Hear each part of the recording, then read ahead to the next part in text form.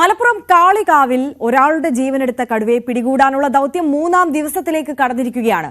കഴിഞ്ഞ ദിവസം കടുവയുടെ ചിത്രം ക്യാമറയിൽ പതിഞ്ഞതോടെ ഈ മേഖല കേന്ദ്രീകരിച്ചാണ് തെരച്ചിൽ നടക്കുന്നത്.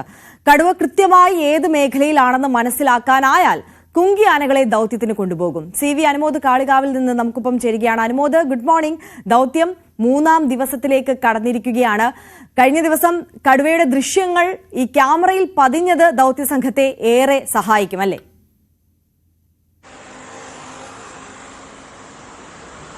Arya, good morning.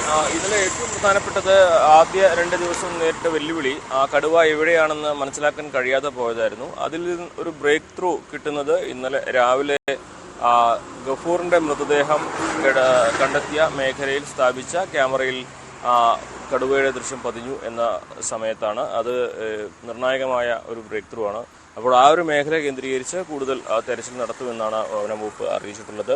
ദൗത്യസേനാംഗങ്ങളുടെ പരിശോധന ആ ഒരു മേഖലയിലേക്ക് കേന്ദ്രീകരിച്ചാണ് ഇന്നലെ രാത്രി വരെ നടന്നിട്ടുള്ളത്. ഇന്നലെ വൈകുന്നേരം കനത്ത മഴയായതുകൊണ്ട് കുറച്ച് നേരത്തെ ഈ നേരിട്ടുള്ള കാടുകളിലുള്ള തെരച്ചിൽ നിർത്തിവെക്കേണ്ടി വന്നിരുന്നു. പക്ഷേ ഡ്രോണുകൾ ഉപയോഗിച്ചുള്ള തെരച്ചിലും മറ്റ് സാങ്കേതിക സംവിധാനങ്ങൾ ഉപയോഗിച്ചുള്ള തെരച്ചിലും ഒക്കെ പുരോഗമിക്കുന്നുണ്ട്. ഇന്നിപ്പോൾ പ്രധാനപ്പെട്ട കാര്യം കുങ്കിയാനകൾ എപ്പോൾ തെരച്ചിലിറങ്ങും എന്നുള്ളതാണ്. അപ്പോൾ കൃത്യമായിട്ടൊരു ഏകദേശ ലൊക്കേഷനെങ്കിലും കടുവയുടെ മനസ്സിലാക്കാനായാൽ ആ ഒരു മേഖലയിലേക്ക് കുങ്കിയാനകൾ കൊണ്ടുപോയി കുങ്കിയാനകളെ കൊണ്ട് ഈ ഒരു മിഷൻ പൂർത്തീകരിക്കാൻ കഴിയുമെന്നൊരു പ്രതീക്ഷയാണ് വനംവകുപ്പിനുള്ളത്.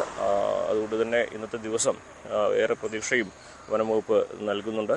അതേസമയം ഈ ദൗത്യത്തിന് നേതൃത്വം നൽകുന്ന DFO ധനികലാലിൻ്റെ സ്ഥലം മാറ്റവുമായി ബന്ധപ്പെട്ട വിവാദങ്ങളും നാട്ടിൽ വലിയ പ്രതിഷേധം ഉയർത്തുന്നുണ്ട്.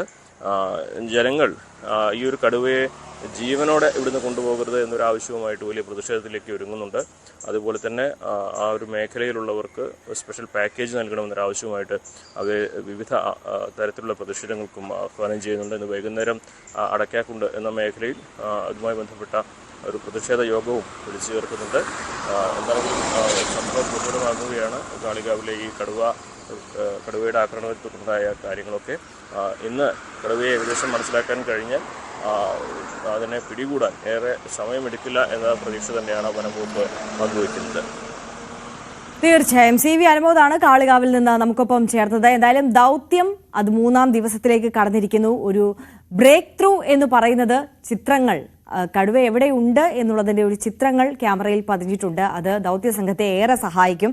കടുവയെ ലൊക്കേറ്റ് ചെയ്യുക എന്നുള്ളതാണല്ലോ ഏറെ പ്രധാനമായ കാര്യം. ഇനി കൃത്യമായി ആ മേഖല സ്പോട്ട് ചെയ്ത് കഴിഞ്ഞാൽ കുങ്കിയാനകളെ തെരച്ചിലിനായി ഇറക്കും എന്നുള്ളതാണ് അടുത്ത ഘട്ടം.